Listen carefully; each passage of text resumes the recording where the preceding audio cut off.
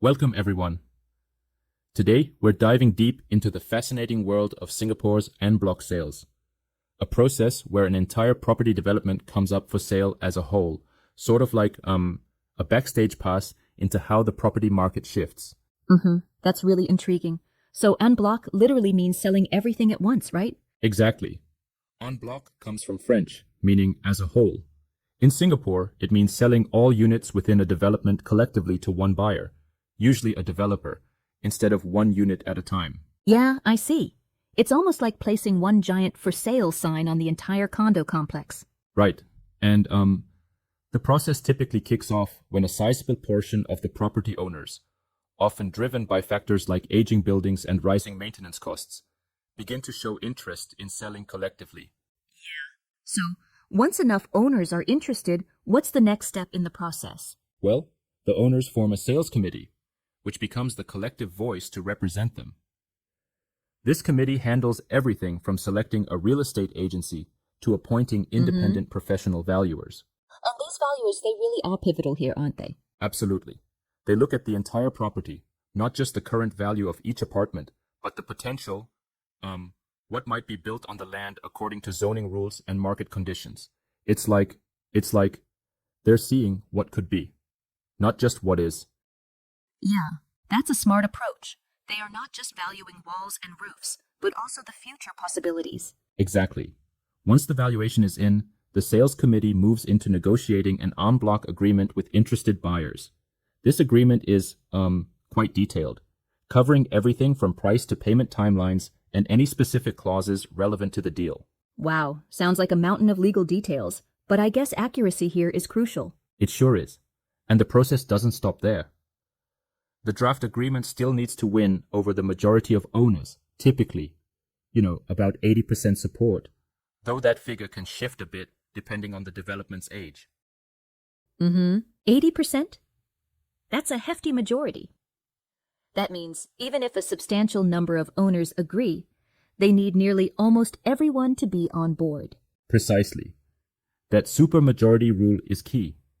It ensures that such a significant and impactful decision is supported collectively, which protects the interests of all owners involved. But what if, say, there's dissent from a few owners?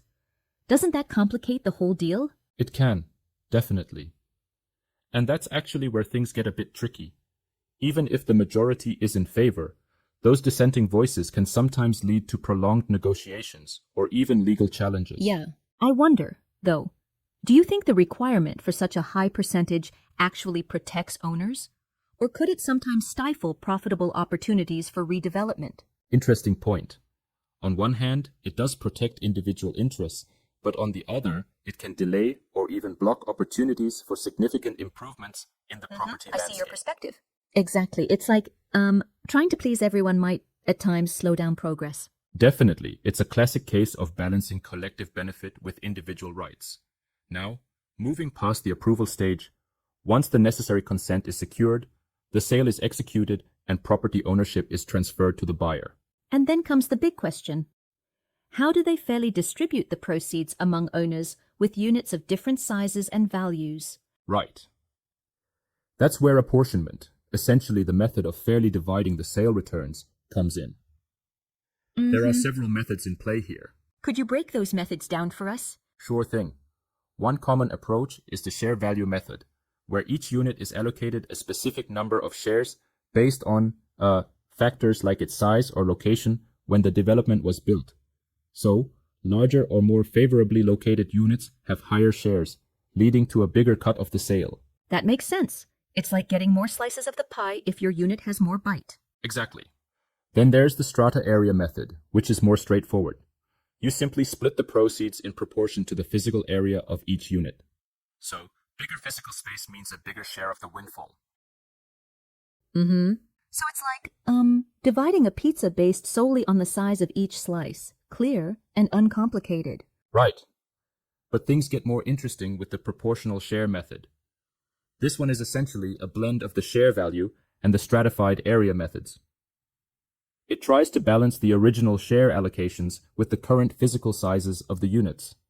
Yeah. It sounds like a way to keep things fair by considering both past and present factors. Exactly. And for properties with unique features, like a penthouse with a killer view or ground floor units with lush private gardens, there's even a modified share value method that adjusts the basic share value to account for those differentiators. Yeah, rightly so. But I have a question. Don't you think sometimes these methods can lead to dispute among owners? Like, one owner might feel their unique perks aren't adequately recognized. That's a valid concern. The choice of apportionment method can indeed be contentious. It ultimately depends on the collective decision made by the sales committee and the majority support of the owners. Sometimes compromises are necessary. So, what you're saying is, the sales committee has to navigate not just legal and financial issues, but also very delicate interpersonal negotiations. Absolutely. The committee has a major job on its hands. They have to ensure that the process is transparent, fair, and in line with legal and regulatory guidelines, all while managing the high stress that comes with such emotionally charged decisions. Yes, very true. And I guess that's why these committees are so critical to making the whole en-bloc sale a success. Right you are. At the end of the day, en-bloc sales aren't just about property transactions. They're about shaping future cityscapes while balancing individual homeowner interests with broader redevelopment goals. It really does highlight the complexity of the real estate market in Singapore, how a simple decision to sell can involve layers of negotiation, legal hurdles, and creative financial formulas. Precisely. And knowing these details can be super empowering for homeowners or investors alike. It demystifies the process and opens up opportunities for better decision-making in property investments. This deep dive has been really enlightening. It shows that en-bloc sales are more than just a property sale. They're a roadmap of economic strategy and community consensus in action. Exactly. And it's a perfect example of how complex financial decisions are intertwined with legal, social, and emotional dynamics. Thanks for staying with us on this intricate topic. And to our listeners, whether you're a homeowner in an aging development or an investor eyeing the market, understanding these processes is key to navigating Singapore's vibrant real estate scene. Absolutely. Thanks for joining us in this exploration of en-bloc sales. Until next time, keep questioning and stay informed in this ever-evolving market. Goodbye, everyone.